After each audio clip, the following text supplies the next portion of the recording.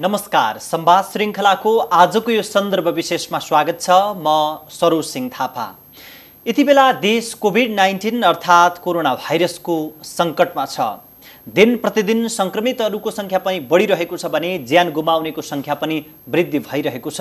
त्यसैगरी कोरोनाको प्रभाव हरेक तह र तबकामा परि नै रहेको छ। तर यही समयमा सत्तारूढ दल नेपाल कम्युनिस्ट पार्टी नेकपा भित्र किचलो चलिरहेको छ भने प्रधानमन्त्री केपी शर्मा ओलीको कार्यकुशलता, क्षमता र शैलीमाथि प्रश्न उठिरहेको छ। प्रश्न त्यतिमा मात्र सीमित भइरहेका छैनन्। उहाँको कार्यशैली, क्षमता र उहाँका अभिव्यक्तिले झन् उहाँमाथि गम्भीर प्रश्न खडा गरिरहेका छन्। ती प्रश्नहरू पार्टीभित्र बाहिर, देशमा र देश बाहिर पनि उहाँप्रति प्रश्नहरू खडा भइरहेको सन्दर्भमा प्रमुख प्रतिपक्षी दल नेपाली कङ्ग्रेसले यो कोरोना विरुद्धको लडाईँमा सरकारले गरिरहेको कामलाई कसरी मूल्याङ्कन गर्छ र प्रधानमन्त्रीका अभिव्यक्ति र कार्यशैलीलाई प्रतिपक्षी दलले कसरी निहालिरहेको छ र यसले प्रभाव कस्तो पार्छ भन्ने विषयमा मूलतः केन्द्रित रहेर आज हामी संवाद गर्दैछौँ। र मसँग छलफलका लागि हुनुहुन्छ नेपाली कङ्ग्रेसका सहमहामन्त्री एवं अहिले नेपाली कङ्ग्रेसको केन्द्रीय समिति अन्तर्गत बनेको कोभिड-19 अनुगमन समितिका संयोजक एवं पूर्व मन्त्री डाक्टर प्रकाश शरण महतसँग आज हामी संवाद गर्दैछौँ। स्वागत छ सर। धन्यवाद। सबैभन्दा पहिले त प्रधानमन्त्री केपी शर्मा ओलीले भानु जयन्तीको दिन जुन अभिव्यक्ति दिनुभयो, के अभिव्यक्ति दिनुभयो भने भगवान राम र अयोध्याको विषयमा दिएको अभिव्यक्ति अहिले चौतर्फी घेराबन्दी र विवादमा परिरहेको छ। त्यो अभिव्यक्ति खासमा राजनीतिक विषय चाहिँ थिएन भनेर परराष्ट्र मन्त्रालयले हिजो मात्रै विज्ञप्ति निकालेको छ। तपाईँ त परराष्ट्र मन्त्रालय पनि सम्हालेको व्यक्ति, कसरी हेर्नुहुन्छ? बस मैले त भनेको छु, यो परराष्ट्र मन्त्रालयले जुन जारी गरेको विज्ञप्ति प्रधानमन्त्रीले पारेको ठुलो भुवाङमा सानो टालो लगाएर टाल्छु भन्ने कुरा हो। यो कुनै पनि विषय चाहिँ राजनीतिबाट अलग हुँदैन। खास गरेर यस्तो सेन्सिटिभ विषयहरू, दुई देशको सम्बन्धसँग जोडिएको विषय, त्यो पनि अनावश्यक अप्रमाणित कुनै प्रमाण त्यसको छैन, आधार छैन र त्यहाँ चाहिँ बोल्नुपर्ने कुनै आवश्यकता पनि यस विषयमा छैन भनिसकेपछि यसरी बोलेर यसै दुई देशको सम्बन्ध एउटा जटिल मोडमा छ। उहाँका यस्ता अभिव्यक्तिले झन् जटिलता थपेको छ। त्यसकारण यस्तो अभिव्यक्ति एउटा एकाडेमिक बहसमा कसैले चाहिँ भनिदियो भने ल यहाँ यस्तो पनि भन्छन् भनेर चाहिँ बहस छलफल हुनु एउटा कुरा। प्रधानमन्त्रीको पदमा बसेर त्यहाँ माथि अहिले चाहिँ यो सम्बन्धको जुन जटिलता वृद्धि हुँदै गएको अवस्थामा हाम्रो लक्ष्य अहिले जुन सीमा यो हामीले लिम्पियाधुरा, लिपुलेक र कालापानी नेपालको हो, हामीसँग प्रमाण पनि छ र यो कूटनीतिक बाटोबाट यो समाधान गर्नुपर्छ भनेर देश एक भइरहेको अवस्थामा अब त्यो कसरी प्राप्त गर्ने भन्नेतर्फ आफ्नो सम्पूर्ण ध्यान केन्द्रित गर्नुपर्ने ठाउँमा अब त्यो बाटोलाई अवरुद्ध गर्ने किसिमबाट झन् टाढा धकेल्ने हिसाबले जुन उहाँले अभिव्यक्ति दिनुभयो त्यसबाट के स्पष्ट हुन्छ भने उहाँ साँच्चीकै यो जमिन फिर्ता गर्नेतर्फ जुन पहल कदमी गर्नुपर्ने हो त्यसका प्रति उहाँ गम्भीर हुनुहुन्छ। यो त्यो गम्भीरताका साथ आएको छ भन्ने प्रश्न उठ्न थालिसक्यो। किनभने हामी युद्धबाट प्राप्त गर्ने त होइन, हामी वार्ता नै भनिरहेका छौँ, वार्ताबाट, कूटनीतिक माध्यमबाट। त्यसकारण उहाँले त भाषामा संयम हुने, नरम हुने, कूटनीतिक भाषा प्रयोग गर्ने, तर काममा फर्म हुने, काममा चाहिँ सिरियस हुने, गम्भीर हुने र त्यो किसिमको तयारी र सुझबुझ सहित प्रस्तुत हुनुपर्ने ठाउँमा उहाँ त झन् चाहिँ यो कुरालाई झन् टाढा धकेलिरहनु भएको छ र भड्काउने बाटोमा चाहिँ उहाँ चाहिँ अगाडि बढिरहनु भएको छ। सर, यहाँले जसरी उहाँको अभिव्यक्तिलाई लिनुभयो कि अपुष्ट कुरा प्रधानमन्त्री जस्तो पदमा बसेको व्यक्तिले गर्नु त प्रस्तुत गर्नु पहिलो कुरा त त्यो गलत छ, त्यो गर्न नहुने कुरा हो भन्ने धारणा रह्यो। त्यसमाथि पनि उहाँले जुन समयमा, जुन परिप्रेक्ष्यमा अथवा दुई राष्ट्रबीचको सम्बन्ध अहिले जसरी अगाडि बढिरहेको सम्बन्धमा प्रस्तुत गर्नुभयो त्यो झनै गम्भीरपूर्ण छ भन्दै गर्दाखेरि त्यसो भए यही समयमा उहाँले त्यो कुरा उठान गर्नुले राख्ने अर्थ चाहिँ के हो? यो चाहिँ उहाँलाई के लागेको छ भने अवश्य पनि नेपाली जनता यो चाहिँ सीमाको कुराबाट जुन भारतमा मिडियाबाजी पनि भएको छ, एकदमै त्यसको चाहिँ गलत प्रचार पनि भएको छ र चाहिँ भारत सरकारले नक्सा जारी गरेर सडक पनि उद्घाटन गर्ने काम गर्यो, कूटनीतिक बाटोबाट पुग्ने भनेर हिजोको सहमति थियो। धेरै लामो समयसम्म नेपाली काङ्ग्रेस सरकारले त्यो ठाउँमा बिस्तारै कुरा गर्दै गर्दै कूटनीतिक बाटोबाट पुर्याएको र त्यो बेला चाहिँ भारतले फेरि यो स्थितिमा आयो भनेर जुन एउटा चाहिँ भावना देशमा विकसित भइराखेको थियो, त्यसमा चाहिँ उहाँ चाहिँ अब सीमाको विषयमा एक ठाउँ उभिनु हो। त्यो पनि देशभित्रैको सघन जुन यो विषयमा चौतर्फी आवाज उठ्यो, त्यसपछि उहाँ त्यहाँ उभिनु हो। उभिएपछि उहाँले ठिक गर्नुभयो भन्ने कुरा भइरहेको अवस्थामा उहाँलाई के लाग्यो भने मैले अब भारतको खिलाफमा अझ चाहिँ थप कुराहरू भन्दै गएँ भने म चाहिँ झन् चाहिँ यसलाई चाहिँ एप्रिसिएट गर्छन्। नेपाली जनता त्यति मूर्ख छैनन्, राष्ट्रवादी बन्छु भन्ने लाग्यो मलाई। कुन कुरामा उहाँ सही ठाउँमा हुनुहुन्छ र त्यहाँ चाहिँ उभिनुपर्छ र कुन कुरा चाहिँ गलत हो त्यति छानबिन गर्न नसक्ने अहिलेको जमाना नेपाली जनता छैन। उहाँहरूको शैली चाहिँ एउटा भ्रम पैदा गरेर देशमा चाहिँ जनतालाई त्यो भ्रममा राखेर शासन सत्ता जारी राख्न सकिन्छ भन्ने जुन मान्यतामा उहाँहरू विश्वास गर्नुहुन्छ, त्यही भ्रममा उहाँ हुनुहुन्छ। त्यो भ्रममा उहाँ नरहे हुन्छ भन्ने मलाई लाग्छ।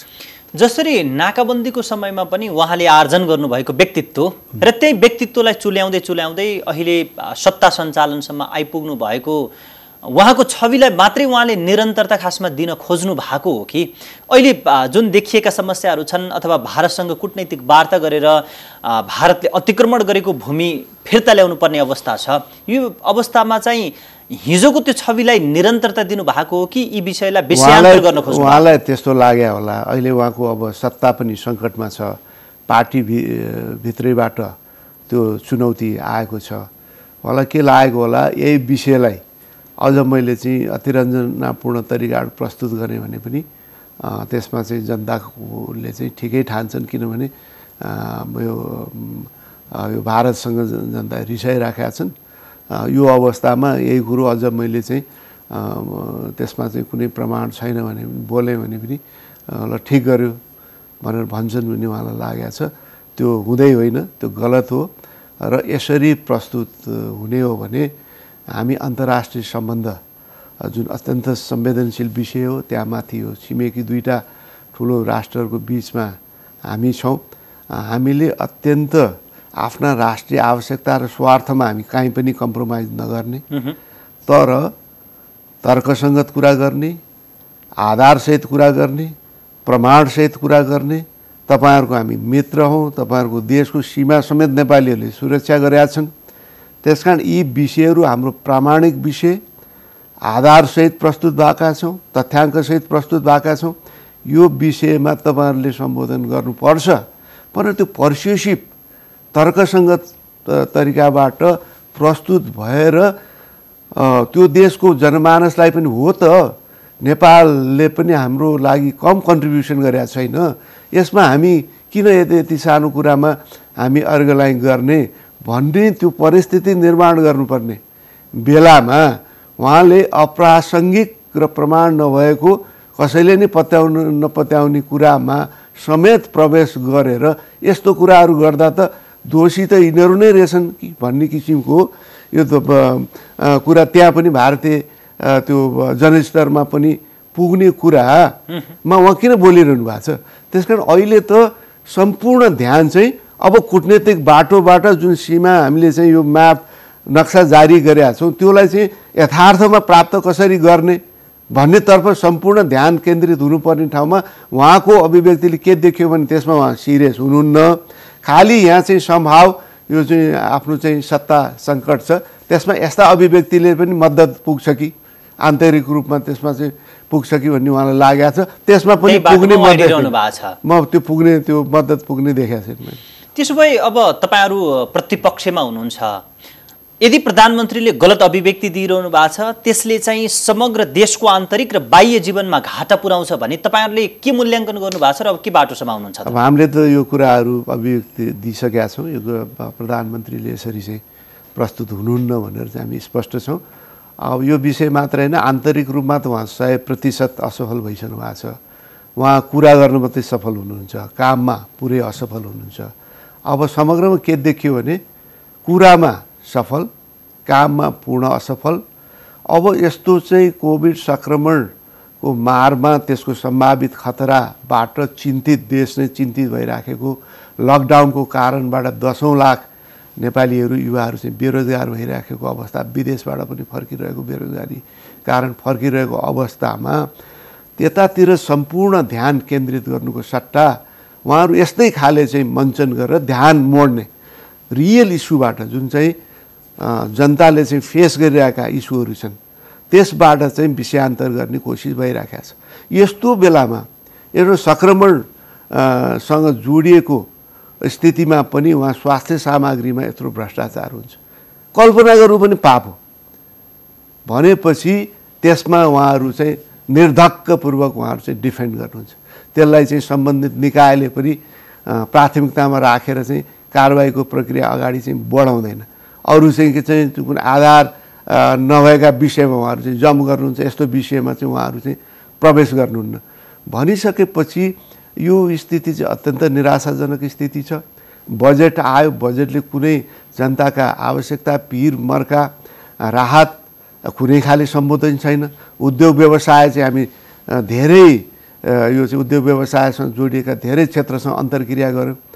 उहाँहरू आफ्नो समस्या छ, यो धेरै चाहिँ उद्योग व्यवसाय धराइसी हुने अवस्था छ। ती उद्योग व्यवसाय साना मझौला जति पनि व्यवसायहरू छन् बन्द भयो भने बेरोजगारीको सङ्कट झन् विकराल हुन्छ। सुदूरपश्चिममा मात्रै झन्डै 3 लाख भारतबाट मात्रै फर्केको आकलन छ। त्यहाँका साथीहरूसँग हामीले अन्तर्क्रिया गऱ्यौँ। अब त्यसले चाहिँ त्यहाँ चाहिँ खाद्यान्न सङ्कट र चाहिँ जटिल आर्थिक सङ्कट चाहिँ उत्पन्न हुने अवस्था चाहिँ छ। त्यसका प्रति उहाँहरू कहाँ यतिसम्म कि उहाँहरू स्थानीय तहमा दिने सहयोगहरूमा समेत काङ्ग्रेसको चाहिँ त्यहाँ स्थानीय निकाय छ भने त्यसलाई चाहिँ पैसा नदिने, थोरै दिने, त्यो प्रदेशले दिएको पनि, र चाहिँ उहाँहरूको जितेका ठाउँमा चाहिँ दिने, र त्यहाँ चाहिँ काङ्ग्रेसले जितेको ठाउँमा उपभोक्ताको समितिको नाउँमा केन्द्र र प्रदेशबाट जथाभावी त्यो चाहिँ कानुनलाई पुरै चाहिँ मिचेर उपभोक्ताको नाउँमा चाहिँ फटाफट त्यो पनि कार्यकर्तालाई चाहिँ पाल्ने किसिमबाट चाहिँ उहाँले चाहिँ बजेट चाहिँ वितरण गरिरहनु भएको छ। एकातिर चाहिँ अर्थमन्त्री चाहिँ के भन्दै हुनुहुन्छ भने अब चाहिँ हाम्रो चाहिँ साधारण खर्च गर्ने पैसा पनि राजस्वमा छैन भनेर अलाप बिलाप गरेर हिँडिरहनु भएको छ। अर्कोतिर यस्तो चाहिँ दुरुपयोग भएको बजेट चाहिँ दुरुपयोग भइरहेको छ। योभन्दा गैर जिम्मेवारी यो सरकारको के हुन सक्दछ? हामीले त्यत्रो भूकम्प बेहोर्यौँ, काङ्ग्रेसले त कहीँ पनि प्रश्न उठ्ने ठाउँ दिएन, अन्तर्राष्ट्रिय त्यत्रो सपोर्ट जुटायो, देशभरि पनि हामीले यो कार्यकर्ता हाम्रो र अर्को चाहिँ भनेनौँ भन्ने पनि हुन्छ र त्यति बेला आरोप त तपाईँहरूमाथि पनि लागेकै थिए लाग्न त होइन। हेर्नुहोस्, यो भूकम्पको उसमा कसैले गर्न त्यत्रो अप्ठ्यारो स्थितिमा यहाँ सम्मेलन गर्न सकिँदैन, अन्तर्राष्ट्रिय दाताहरू आउन चाहिँ गाह्रो मानिराखेका थिए, कहाँ गर्न सकिन्छ? त्यहाँ यो चाहिँ एकपछि अर्को चाहिँ त्यसको धक्का चाहिँ ट्रिमर आइराखेको छ भन्दा पनि हामीले सफलतापूर्वक सम्पन्न गऱ्यौँ। धेरै ठुलो सहयोग जुट्यो, त्यसले धेरै पुनर्निर्माणका कामहरू अगाडि बढ्यो। सरकारले दिने जुन चाहिँ सहयोग हो, अन्तर्राष्ट्रिय सहयोग हो, त्यसलाई पनि हामीले चाहिँ के छ भने सबै यो गैर सरकारी निकायदेखि सबैलाई चाहिँ परिचालित गर्यो। अहिले त एकद्वार प्रणाली भनेको छ, एकद्वार प्रणाली चाहिँ त्यो तुरतुरे धारा जस्तो पनि खस्दैन, आफू पनि उहाँहरू चाहिँ गर्नुहुन्न। तुरतुरे धारा जस्तो खसेकोमा पनि उहाँहरू चाहिँ हामीलाई मतदान दिने हो कि होइन, दिएको हो कि होइन हिजो भनेर उहाँ चाहिँ भेदभाव गर्नुहुन्छ।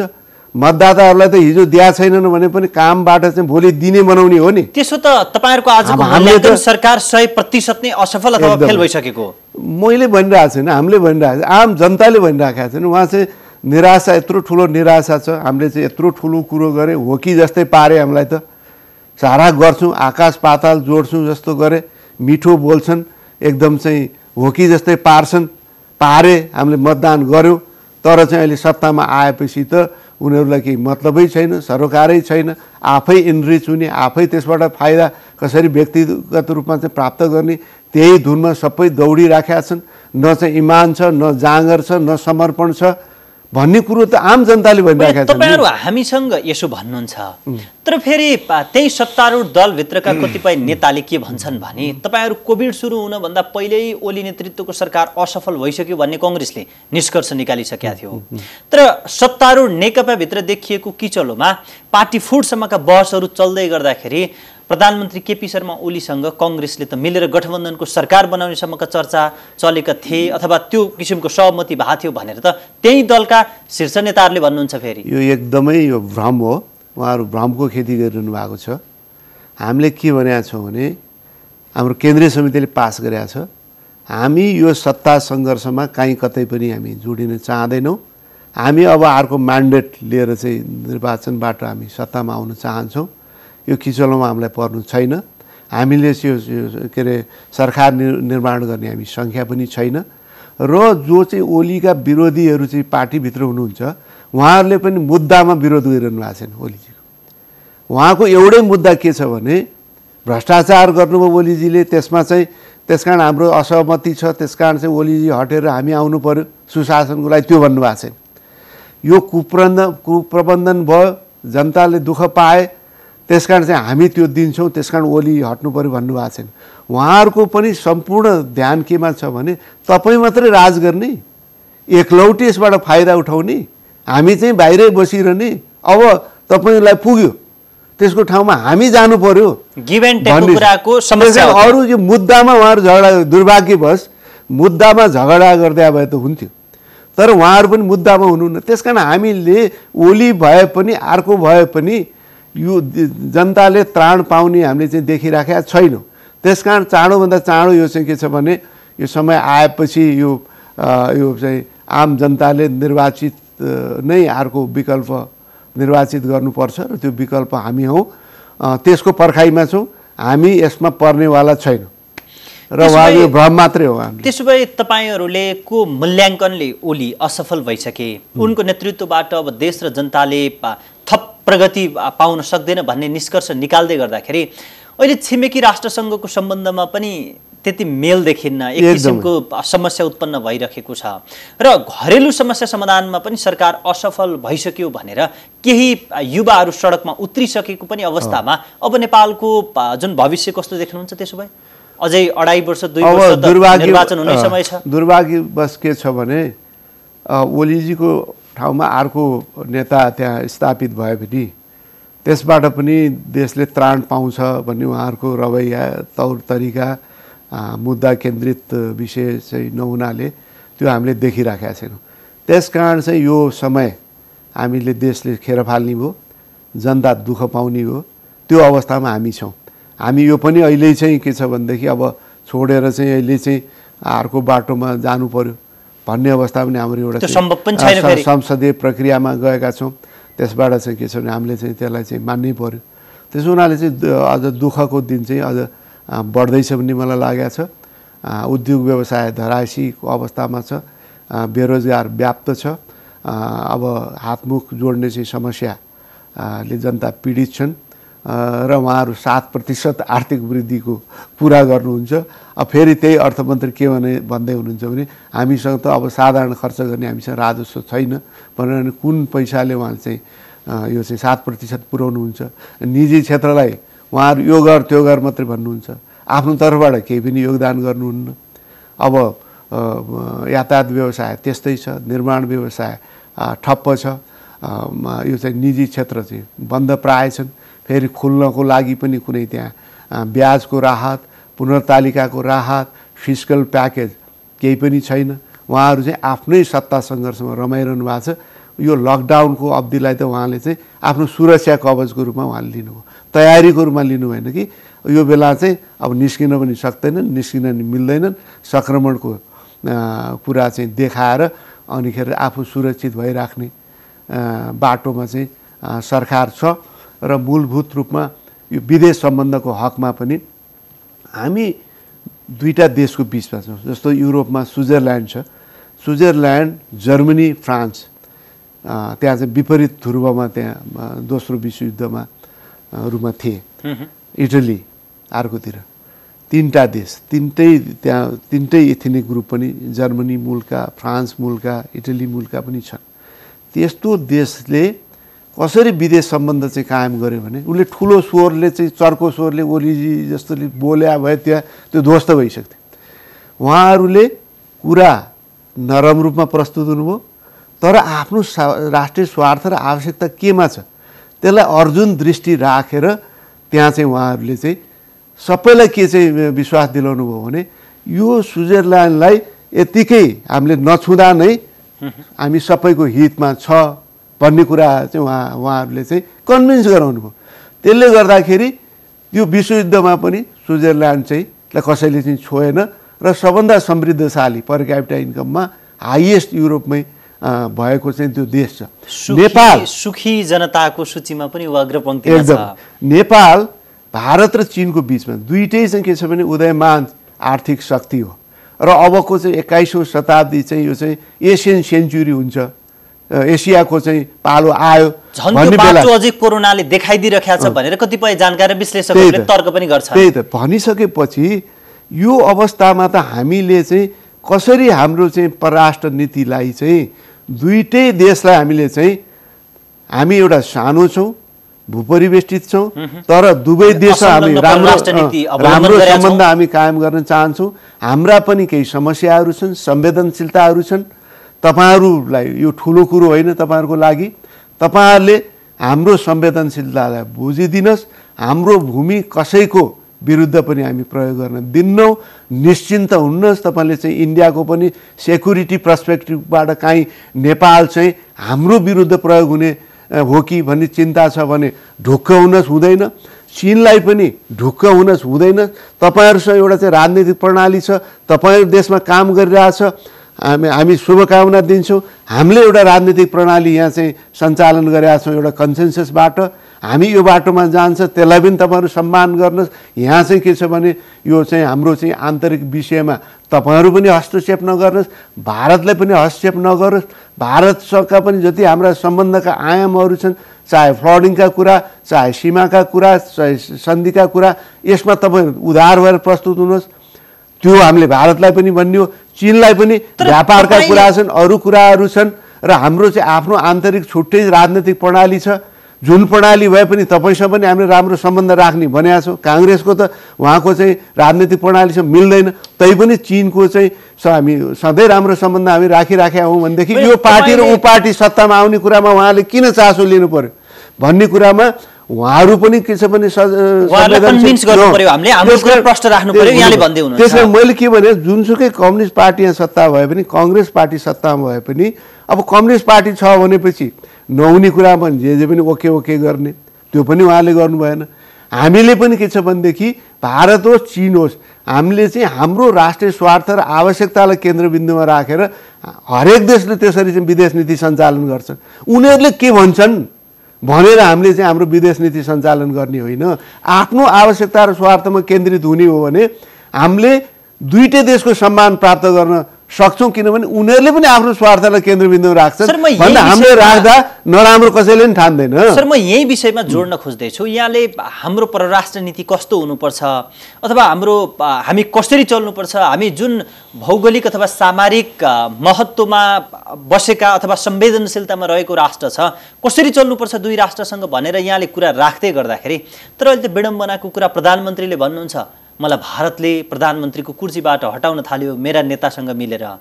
र भारतीय सञ्चार माध्यमले भन्छन् प्रधानमन्त्रीलाई अहिले साथ सहयोग भनेको सबै चीनबाट छ। प्रधानमन्त्री ओलीको बोली चीनको बोली, साथै चिनिया राजदूत पनि शीर्ष नेताहरूको घर दैलोसम्म दैनिक जसो पुगिरहेको अवस्थामा, त्यसो भए तपाईँले भनेको कुरा र अहिलेको वास्तविकता त फेरि धेरै। हेर्नुहोस्, अब त्यसमा भारतीय मिडियाको पनि त्यो कुप्रचार हो होइन। समग्र चिज चाहिँ चीनले भनेर यहाँ हुन्छ भने त हुँदैन। कुनै चाहिँ पार्टी यहाँ चाहिँ सत्तामा भए पनि नेपाली जनता जागरुक छन्, त्यो हुन दिँदैनन्।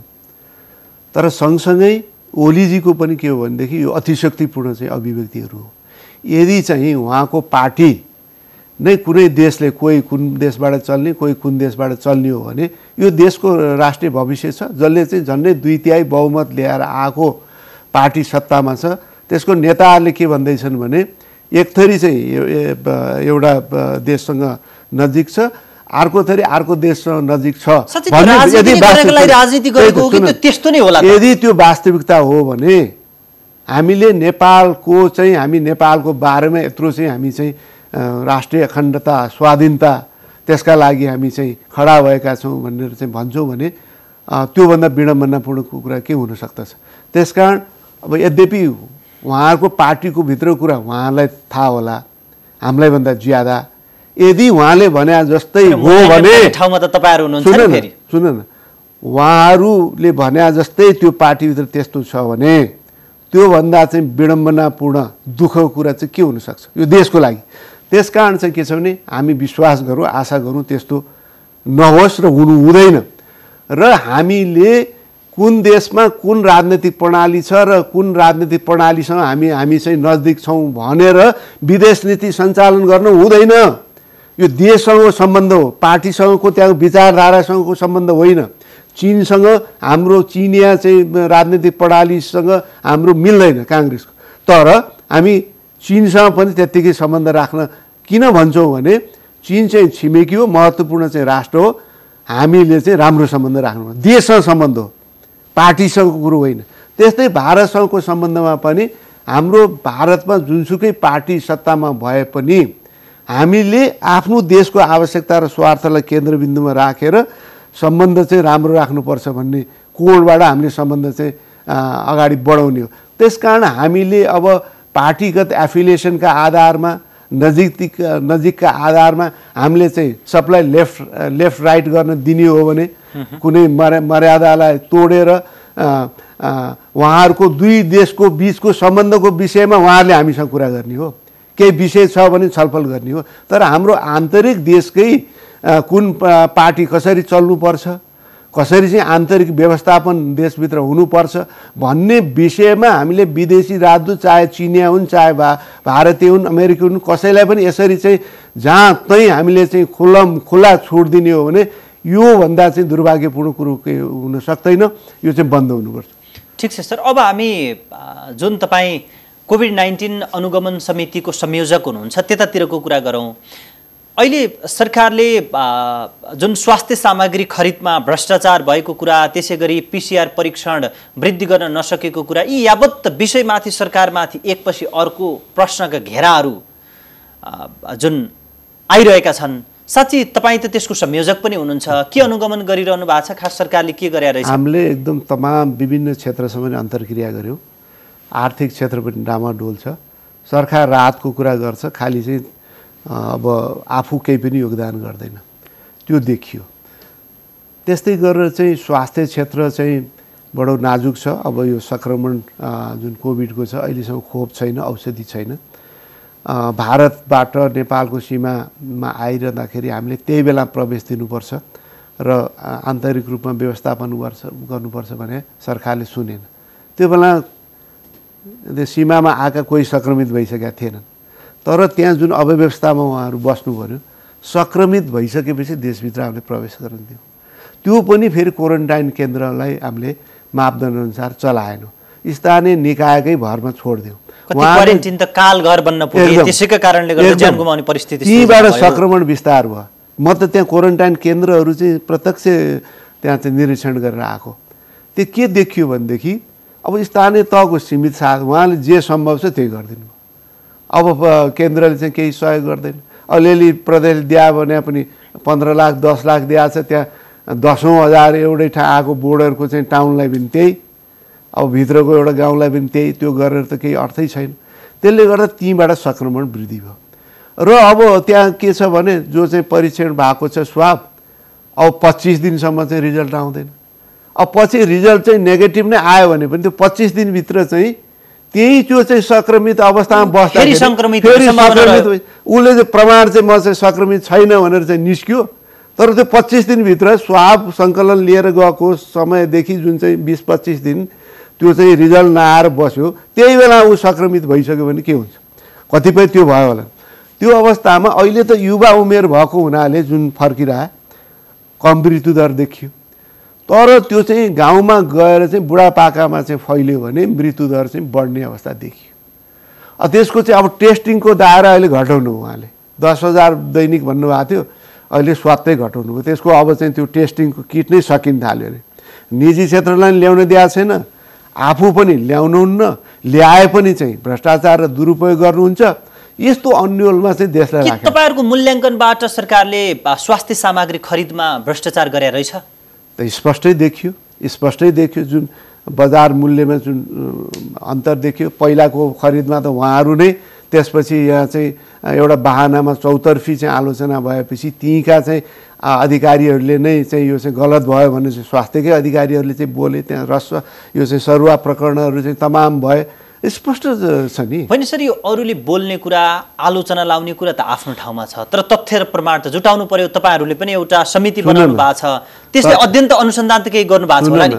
अब हामीले चाहिँ के छ भने हामी चाहिँ यो चाहिँ अनुसन्धानको निकाय होइन, तर हामीले जति बुझेको छौँ हामीले त्यो तहमा गएर त्यो अनुसन्धान गर्ने नै हामीले नै सम्पूर्ण गर्नुपर्ने भएदेखि यो चाहिँ अख्तियार चाहिँ किन खडा भएको, संवैधानिक निकाय किन बनाएको, उहाँहरूले त्यो गर्नु पर्यो। यद्यपि हाम्रो जे जति जानकारी हामीले प्राप्त गरेका छौँ त्यो छर्लङ्गै छ। त्यहाँ चाहिँ दुरुपयोग भएको, भ्रष्टाचार भएको, कसरी चाहिँ त्यो नियमहरूलाई चाहिँ मिचेर, प्रक्रिया मिचेर चाहिँ खरिद गरिएको, पछि G2G भनेर पनि यो बजार मूल्यभन्दा कैयौँ गुणा चाहिँ बढी चाहिँ तिरेको, एउटा चाहिँ सेनालाई चाहिँ एउटा चाहिँ ढाल जस्तो बनाएर कसरी चाहिँ रक्षा मन्त्रालयले चाहिँ त्यो कुरा चाहिँ गर्यो भन्ने कुरा त अब स्पष्ट देखियो नि। त्यसो हुनाले मलाई लाग्दछ यस्तो बेलामा पनि यो दुरुपयोग र भ्रष्टाचार सोध्नु, कल्पना गर्नु पनि पाप हो। तर चाहिँ त्यो भइराखेको छ र सम्बन्धित निकायले यसलाई चाहिँ गम्भीर रूपमा चाहिँ हेर्नुपर्छ भन्ने मलाई लाग्छ। म त यही टेकुको चाहिँ अस्पतालमा हामी चाहिँ अनुगमन गरेर के छ भनेर गयौँ। त्यहाँ त मन्त्री सचिव त्यहीँ चाहिँ स्वास्थ्य विभागको चाहिँ बिल्डिङ छ, त्यहाँ फाटक लगाएर चाहिँ यताबाट उता नआउने बनाएर छ, त्यहाँबाट समेत त्यहाँ कोही पनि आएको छैन भन्ने आयो। हामी नै तपाईँहरू नै हो कि यो तहको मान्छे अहिले चाहिँ हामीसँग छलफल गर्न आउनुभयो। त्यहाँ चाहिँ 400-500 को चाहिँ लाइन चाहिँ स्वाब परीक्षण गर्नको लागि FNCCI को गेटसम्म चाहिँ लाइन थियो, एकदम चाहिँ यत्तिकै लाइन। त्यहाँ कहाँको चाहिँ भौतिक दूरी त्यस्तो अवस्था थियो। त्यहाँ त्यो बेहालत छ। यहीँको केन्द्रको हालत त यस्तो छ भनेदेखि अन्त चाहिँ उहाँले चाहिँ ध्यान दिनुभएको छ भन्ने त कल्पना पनि गर्न सक्नु। इभन चाहिँ यो भौतिक दूरीको कुरा तपाईँले चाहिँ लकडाउनको कुरामा पनि पासमा पनि राजनीति, त्यसमा पनि उहाँहरू आफ्ना मान्छेलाई जथाभावी पास, अरूलाई चाहिँ के छ भने बिमारी परेर चाहिँ इमर्जेन्सी पर्दाखेरि 10 दिन धाउनु पर्ने चाहिँ अवस्था चाहिँ त्यहाँ देखियो। अनिखेर यो चाहिँ वितरण जहाँ चाहिँ केन्द्रबाट लाने, मैले व्यक्तिगत ल्याएको भनेर सांसदहरू, सत्ताधारी दलका सांसदहरू मैले ल्याएको भनेर व्यक्तिगत उहाँले दिए जस्तो चाहिँ यहाँको केन्द्र सरकारको सामग्री पनि त्यसरी लाने देखियो। भनिसकेपछि योभन्दा चाहिँ गैर जिम्मेवारीपन के हुन सक्दछ भन्ने स्पष्टै छ। त्यसकारण चाहिँ अझै हामी चाहन्छौँ कि यो सरकार चाहिँ सुध्रोस् र चाहिँ के छ भनेदेखि यो जुन आँखा कान बन्द गरेर चाहिँ बस्नु भएको छ त्यो चाहिँ उहाँहरू चाहिँ खोल्नु पर्यो। खालि मुख मात्रै चाहिँ एकहोरो हामी ठिक छौँ, हामी ठिक छौँ, राम्रै भइरहेको छ जुन भनिरहनु भएको छ, जुन भएको छैन त्यसको चाहिँ खबरदारी गर्ने काम हामी विपक्षी दलको हो। हामीले विपक्षी भएका कारणले मात्रै यो भनिराखेका छैनौँ। आम जनताले चाहिँ महसुस गरेको, बुझेको कुरा, अनुभव गरेको कुरा चाहिँ हामीले चाहिँ राखिरहेको छौँ। त्यसो भए तपाईँले यो प्रतिपक्षको मात्रै धर्म निर्वाह गर्नु भएको हो कि? जस्तो हाम्रो व्यवस्थापकीय पाटो कस्तो छ, हाम्रा स्रोत साधनहरू कति छन्, हाम्रो काम गर्न सक्ने क्षमता कति छ, त्यो कारणले गर्दा समस्या भएको? यदि अहिले चाहिँ नेकपा नेतृत्वको सरकार नभएर कांग्रेस नेतृत्वको सरकार भएको भए धेरै फरक पर्थ्यो। त्यो त उसबाट स्थानीय निकायकैबाट थाहा भइसक्यो। त्यसो भए स्थानीय निकायमा जहाँ कांग्रेस छ हामीले कहीँ भेदभाव हाम्रो मान्छेहरूले गरेका छैन। रात दिन खटिरहेका छन्, हामीले त्यहाँ बुझिराखेका छौँ, अनुगमन गरिराखेका छौँ। तर उहाँहरू चाहिँ सम्पूर्ण ध्यान उहाँले के जनता होइन, पार्टी मात्रै हो, पार्टी कार्यकर्ता, पार्टी नेता, त्यसलाई मात्रै हामी चाहिँ इन्ट्याक्ट राख्ने हाम्रो चाहिँ काम हो। जनताप्रति चाहिँ जिम्मेदार हुनु हुँदैन, पर्दैन भन्ने मानसिकताबाट चाहिँ काम भइराखेको छ। कांग्रेस हुँदा अवश्य पनि यस्तो हुँदैन थियो, जनताले महसुस गरिराखेका छन्। त्यसकारण चाहिँ त्यसमा दुई मात्रै छैन। त्यसो भए म कार्यक्रमको अन्त्यमा छु, एउटा प्रश्नबाट कार्यक्रमको बिटमा हरौँ। अहिले जुन कोरोनाको यो महामारीको अवस्था देखिएको छ, यो महामारीलाई स्वास्थ्य सबैभन्दा पहिलो त स्वास्थ्य अवस्था सुदृढ गर्दै सबैलाई परीक्षण गर्ने र सबैलाई स्वस्थ राख्ने अथवा सङ्क्रमितहरूलाई पनि निको बनाउने अवस्था रहला। त्यस पछाडि भनेको त रोगभन्दा ठुलो अर्को भोग छ, अर्थतन्त्र छ, जीवन पद्धति सञ्चालन गर्नुपर्ने छ। यो सरकारको काँधमा त धेरै चुनौतीहरू छन् कि यो सरकारले त्यसलाई व्यवस्थापन गर्न अथवा अहिले देखिएका ती समस्याहरूलाई व्यवस्थापन गरेर अगाडि बढ्न सक्ला जस्तो यहाँलाई लाग्छ कि लाग्दैन? एकदम छ, किनभने उहाँहरू कुनै पनि गल्ती स्वीकार गर्नुहुन्न। सबै चिज राम्रो गरेको छु, अब प्रधानमन्त्रीको अभिव्यक्ति बेसार खाए हुन्छ, अब हाच्यु गरे हुन्छ भन्नेबाट नै स्पष्ट उहाँहरू कति सिरियस हुनुहुन्छ यो विषयमा। सिरियस हुनुहुन्न। तपाईँले स्रोतको कुरा गर्नुभयो, क्वारेन्टाइन केन्द्रहरूलाई मात्रै राम्रो व्यवस्था गरिदिए भए यो सङ्क्रमण फैलिँदै थियो। त्यो गर्न धेरै चाहिँ साधन स्रोतको आवश्यकता थिएन। स्थानीय निकायले पनि गरिरहेको थिए, त्यहाँ केन्द्र सरकारले कहाँ कति चाप छ त्यो चापको आधारमा त्यसलाई व्यवस्थित गरिदिए भएदेखि धेरै कुरा चाहिँ सल्टिन्थ्यो। यही टेस्टिङका कुरालाई पनि व्यवस्थित गरिदिएको भएदेखि मोबाइल टोली नै खडा गरेर त्यो टेस्ट गर्ने, त्यसलाई चाहिँ तत्कालै चाहिँ परीक्षणको रिजल्ट पुर्याउने, यी कामहरू गरिदिएको भए नेपालमा यो खाले चाहिँ यो विस्तारको चाहिँ सम्भावना कम भएर जान्थ्यो। त्यसले गर्दाखेरि उद्योग व्यवसायलाई सहज रूपमा खोल्न, स्कुलहरूलाई चाहिँ सहज रूपमा खोल्न सजिलो हुन्छ। अहिले अब स्कुल खोल्ने भनिराखेको छ, तर अब कसरी सामाजिक यो चाहिँ भौतिक दूरी कायम गर्ने, सिफ्टहरू चाहिँ कसरी अलग अलग 2-3 सिफ्टमा कसरी चलाउने, त्यसको चाहिँ केही खाली खोलिदिने भनेको छ। त्यसको चाहिँ पिपिई चाहिँ शिक्षकहरूले ल्याउने, विद्यार्थीहरूलाई पनि कसरी चाहिँ त्यो चाहिँ त्यो अनुशासित रूपमा चाहिँ त्यो चाहिँ कायम गर्ने। त्यस्तै यातायात व्यवसाय खोल्दै भनेको छ, उनीहरूको लागत उठ्ने, त्यसमा चाहिँ सरकारले के कन्ट्रिब्युसन गर्ने, त्यसमा चाहिँ उहाँहरू केही पनि कन्ट्रिब्युसन गर्न तयार हुनुहुन्न। भनेपछि यो सरकारले मौखिक रूपमा जे पनि भनिदिने, कामले केही पनि नगर्ने यो अवस्था देखियो।